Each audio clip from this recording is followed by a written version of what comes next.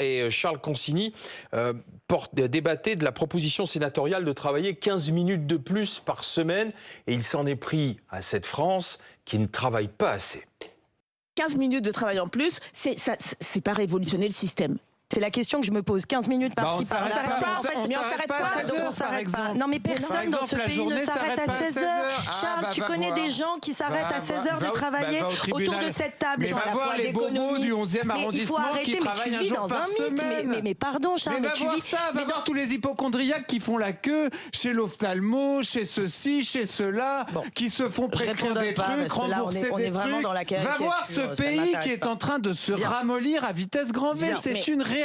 Non mais d'accord, voilà, moi je vis dans un igloo et puis Charles, voir les fonctionnaires sur les greens de golf qui passaient 60 ans ne branlent plus rien, mais va les voir, c'est la réalité de ce pays. Et c'est ce qui tue ce pays malheureusement.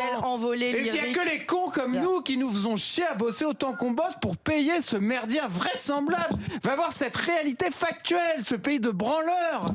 Mais c'est une réalité et comprends qu'on en est ras le cul de payer pour ça et pour ton gauchisme des années 80, complètement ringard.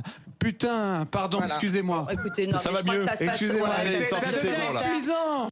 C'est tous les jours entre 9h et midi, une émission que le député François Ruffin connaît bien. Bonsoir, monsieur le député. Bonsoir, Charles Consigny. Bonsoir. Vous vouliez répondre donc à Charles Consigny suite à l'émission, à ce branleur de Consigny, comme vous l'avez écrit sur vos réseaux sociaux. Oui. J'espère qu'en se regardant, il a un peu honte, monsieur Consigny. Pas du tout. En vous regardant, peut-être un peu. Je viens moi vous demander. Que dire après tout ça? Il a tout bien résumé. Il n'y a plus rien à dire.